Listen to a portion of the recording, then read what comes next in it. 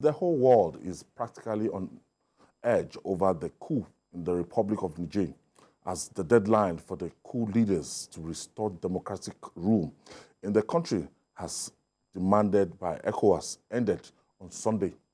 The Nigerian Immigration Service, the Department of State Services, DSS, and the military have been put on red alerts. Security on the Nigerian borders with Niger has been intensified as immigration officials, DSS personnel, and men of the Nigerian Customs Service have been mandated to stop Nigerian citizens from crossing over to Nigerian citizens from crossing over to Nigeria, beg your pardon, through official and unofficial borders.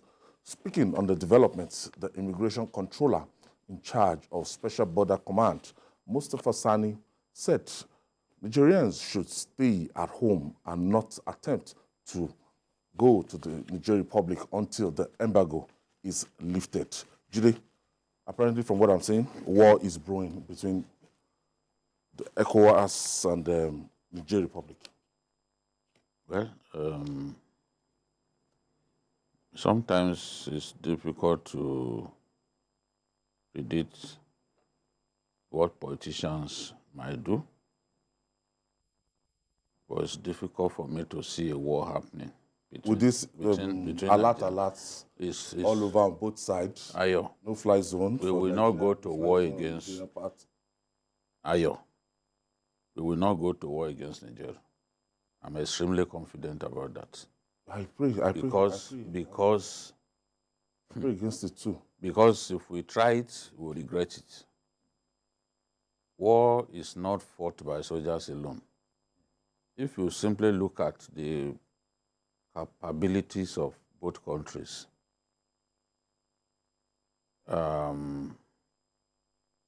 fighting a war between Nigeria and going to war between Nigeria and Niger Republic, in terms of the capabilities of both teams, both countries, is like ladder going into a car race with a Ferrari. the outcome will be extremely predictable. You can't have a situation in which in a Formula One contest, ladder will go and be contesting against Ferrari. It will be a thoroughly one-sided affair. But you have to, when you are talking about war, you have to consider so many things. Putin arrogantly went to war against Ukraine.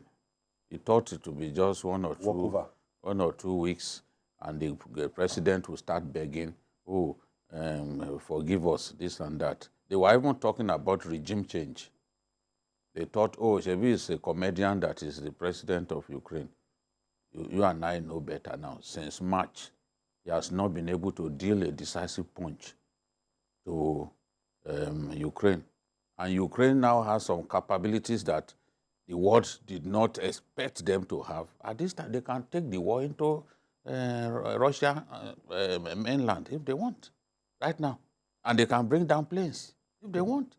And even tank warfare, they've destroyed a lot of tanks of the Russians. And the Russians are paid with many lives. People who hate America, who hate the West, they will not admit it. They will say, oh, he has come again. Let them go to the place where the war is taking place and try to get information. War is not something that you simply go into and expect that, oh, 1 + 1 = 2. No. We have extensive border with Niger stretching up to 1,608 kilometers, beginning in the northwest, Kebbi in the northwest, right up to Yobe in the northeast. In Borno, you see we have border with them in Damasak area. We have border with them in Abadam local government, Malam Fatori. And our soldiers, even the things that they need, it is in Boso that they go to get it. I can tell you because I was in Borno State when the currency repainting happened, many people from Niger Republic were bringing sacks of Naira notes into our own Naira. Yes. Ask anybody who is resident in Borno State and knows a few things about what goes on in that place. They were bringing sacks, Naira notes. Nigerians coming to change. In our own banks. Yes. We have cultural affinity, deep cultural. You see, when they talk about Shua, these Shua people, you know some of them are in Niger, some are in Chad. It's like brothers going to war. It's not going to happen, Ayo. People, you see, when the government comes in, there are mistakes that will be made. Because sometimes some people around you, you think, oh, they know so much, but they cause you to take some actions, and then you retreat. There's no new government that will not make some mistakes at the beginning. Nigeria has the clout to get Niger to do its bidding without even a resort to war. Because Niger Republic is almost entirely dependent on Nigeria. Look at it this way. They have only seven states. The south of their country is where up to 80% of their people reside. And that is the Nigerian side. That's where those borders with those six states are. Even the 7th state, I always don't talk about Zamfara, but in the Zurmi area, they are very close to Niger. They are brothers across the border. Even President Buhari says that his cousins are in Niger. I've been to President Buhari's hometown before. You look at Meadua, from Daura to Meadua is a spitting distance. When you get to Meadua, you just cross. There is no recognizable boundary. So how do we go to war? And it's already causing panic. Government has a duty now to even bring down the panic because our people have been made to believe that there will be war. It's causing panic and real problem in some of those northern states. Andrew, within ECOWAS, a lot of people will look up to Nigeria, as the biggest country, and the present chair is from Nigeria for direction. So Nigeria will determine 50% or 60% if they are to go to war. Even if other countries are saying, let's go to war, let's go for war, it is Nigeria that will have the veto power to say, look, we can do this or we can't do it.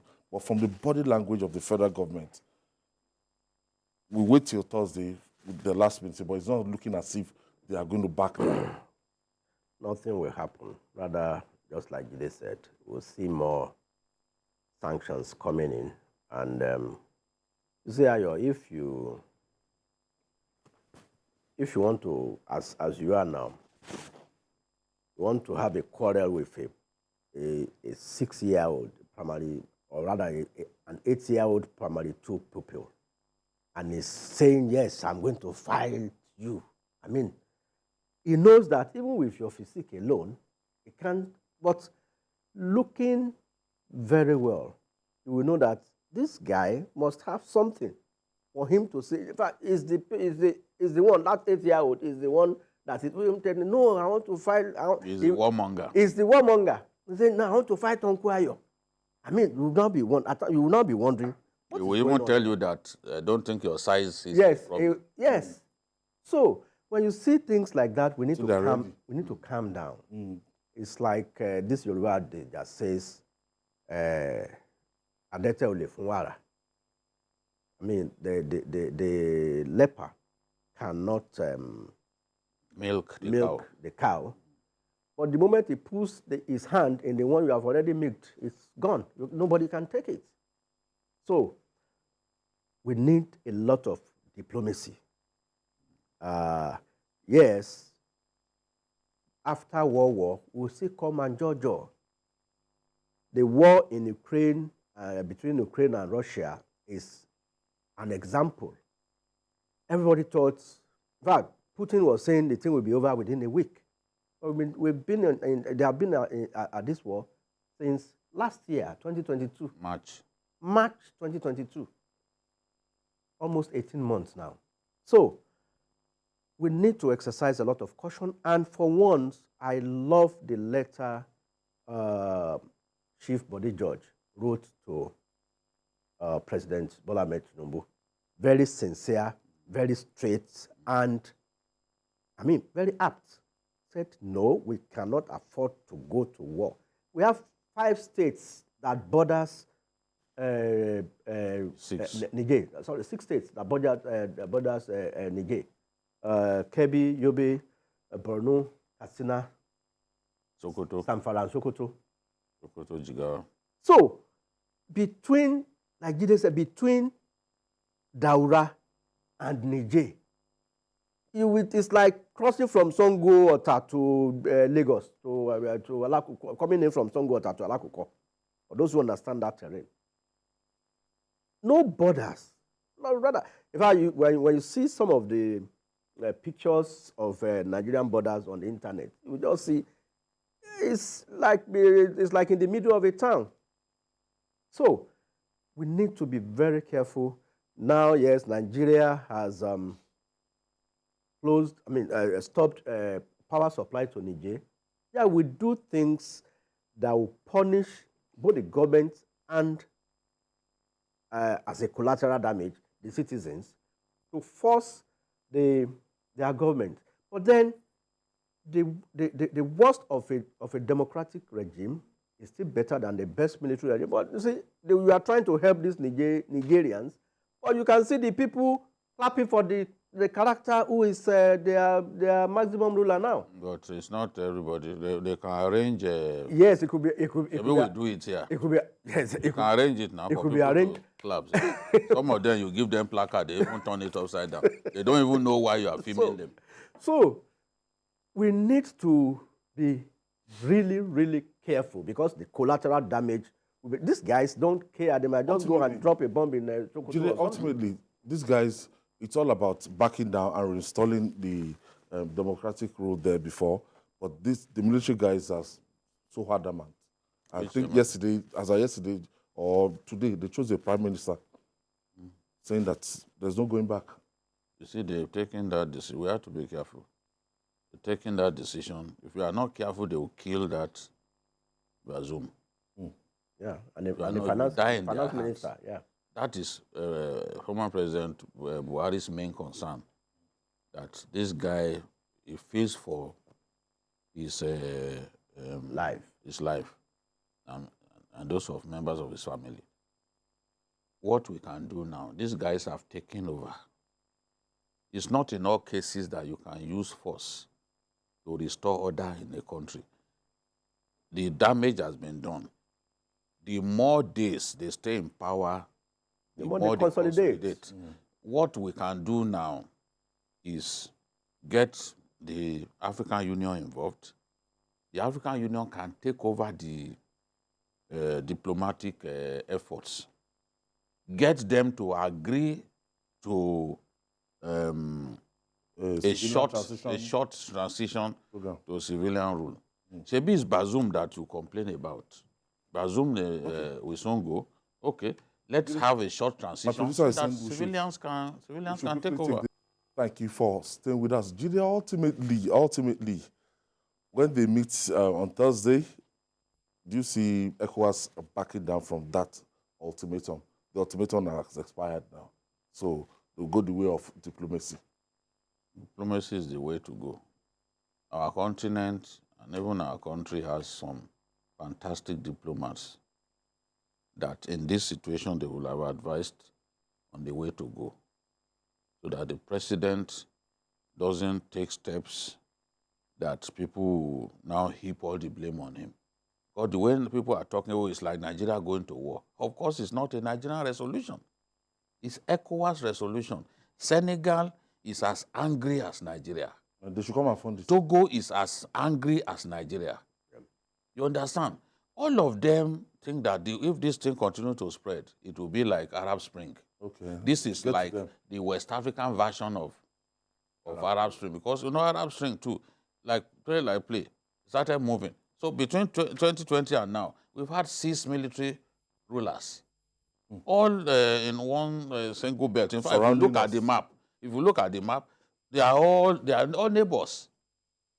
So the way it's going, they too know that they are not safe. Before our eyes, the friend to our president, Conde, was removed as president, and they were parading him through the streets. So you think those African leaders won't be worried? They are worried. Today we are talking about Niger. It could be Senegal tomorrow. It could be Benin Republic. It could be Togo. That's why you see that even on this matter, Togo is very angry. Angry because they know that even they too are not safe. So it's not simply a Nigerian thing when they talk about as if it's our president who just declared that he's going to war. It just happens to be the president of ECOWAS. It is an ECOWAS resolution. ECOWAS heads of government resolution. So if they are going to go the way of diplomacy, it is still an West African decision. And I'm saying that, look, at this stage, they should let AU get involved and even take over the negotiation for us to have peace in the end. What will happen, what they need to push for, is a short transition to civil rule. It's Bazoum that you don't want, but we can actually have a civilian government that will be better than that Bazoum. If we don't do that, these guys will sit tight. All of those ones that took over in Guinea and the rest of them, they are not showing signs that they want to go. I know it is the nature of military rule that when they test the waters after a while, why did Nigerians chase away? Why did the military chase away Gawan? Gawan, after 9 years, was not showing any sign that he wanted to go. So they just waited for him. He went for OAU this thing before he came back, Rita Last Rock. So the military, once they've tested power, it's difficult to tell them, we are commanding them. They will not take your command. You are commanding them, you must leave. No, it doesn't work like that. For me, I don't see a war. If we try to go to war, you see somebody whose cousins are in Niger Republic, a Nigerian soldier, you give him gun. They'll go and kill his cousins. You think it will work? and you know, it's like a revolt against the French domination in some French-speaking countries. I mean, if you look at the trend, all these countries, Mali, Burkina Faso, and now Niger, are all French speaking. They have a lot of relationship with France. So that also speaks volumes. And people have been talking about the Wagner effects in some of these states, some of these countries. So that's the more reason why ECOWAS and AU has to look for a diplomatic end to this conflict. I mean, I see it as a conflict, they take over before they settle down, because they are bidding for time. I mean, the guy has also closed his airspace. I mean, closing its airspace in Niger has a lot of effects on air travel. Or civilian travel. On civilian air travel. No, because we have to avoid that route. Yeah, commercial air travel. Longer. So while we want to move our fighter jets into, does he have air defense mechanism? Why? But why? It's a failed state. Yeah. If we want to enter that place, they don't have air defense. Yeah, we can. Of course, we don't have air defense. I just when I saw that it closed, I said, well, maybe to civilian aircraft and all that. We had already taken the decision. Even for civilian, nobody will go there. Even for civilian, can they even bring down any plane? So he too is playing the mind game. He knows what he's doing. A journey that should take you 2 hours nautical miles. You avoid. Yeah. All right. Yeah.